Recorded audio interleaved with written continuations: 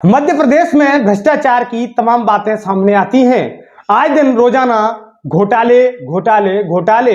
कभी भारतीय जनता पार्टी के लोग भी कहते हैं कि जी हाँ घोटाले हो रहे हैं, तो कांग्रेस लगातार निशाना साधती है कि घोटाले हो रहे हैं। इस बार एक बड़ा घोटाला महादेव के साथ हुआ है और महादेव के महालोक में यह घोटाला हुआ है। एक तरफ जिस तरफ देश की संसद में प्रधानमंत्री जी सेंट्रल विस्टा का उद्घाटन कर रहे थे और सेंट्रल विस्टा में संत जब प्रधानमंत्री को दंड सौंप रहे थे, तो दूसरी तरफ महाकाल के महालोक से महादेव का प्रकोप सामने आया। प्रकोप भी इतना अखंड और प्रचंड रूप धारण कर लिया कि सप्तऋषियों की जो मूर्तियां लगाई गई थी वो मूर्तियां एक मिनट में धराशायी हो गई। जी हां दोस्तों, आप देखना शुरू कर चुके हैं लोकनायक न्यूज और मैं हूं सत्येंद्र। और आपने अगर चैनल को सब्सक्राइब नहीं किया है तो हमारे फेसबुक पन्ने को सब्सक्राइब कर लीजिए, यूट्यूब के पन्ने पर भी चले जाइए और सब्सक्राइब का बटन दबा दीजिए। जी हाँ, मैं बात कर रहा हूं उज्जैन की और इस बार यह खबर आई है उज्जैन से। उज्जैन में एक खबर आई है कि रविवार को महाकाल के महालोक में सप्तऋषियों की मूर्तियां जो 30 किलोमीटर की स्पीड की रफ्तार से चल रही हवा के सामने जमींदोज हो गई। उनके लिए सरकारी खजाने से 40 लाख रुपए प्रति मूर्ति का भुगतान किया गया था। कितने?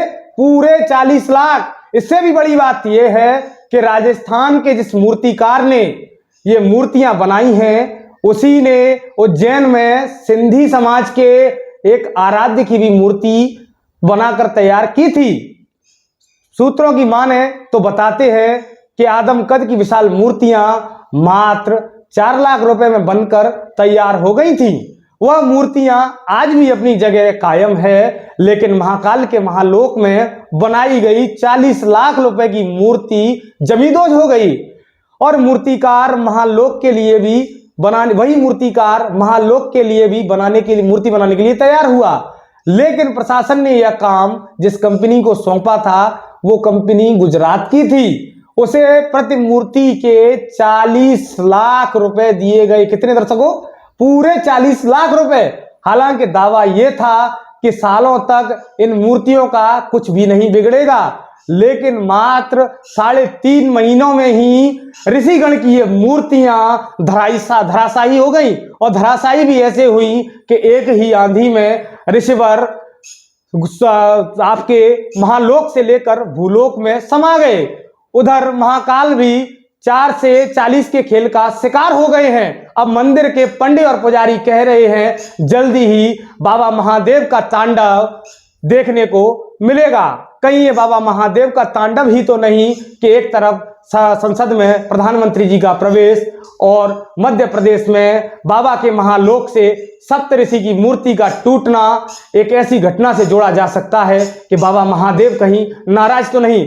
मूर्तियों के टूटने के बाद लगातार लोगों की प्रतिक्रिया भी आना शुरू हो गई हैं। वहीं विपक्ष को एक बड़ा मौका मिल गया है सरकार को घेरने का।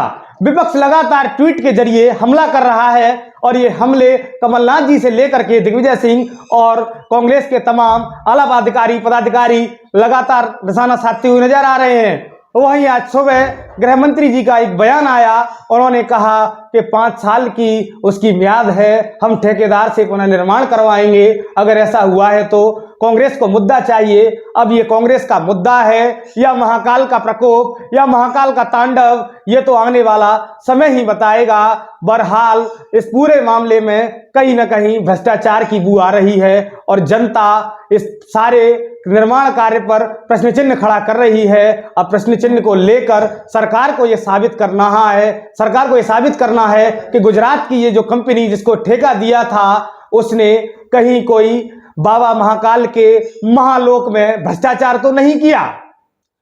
Camera person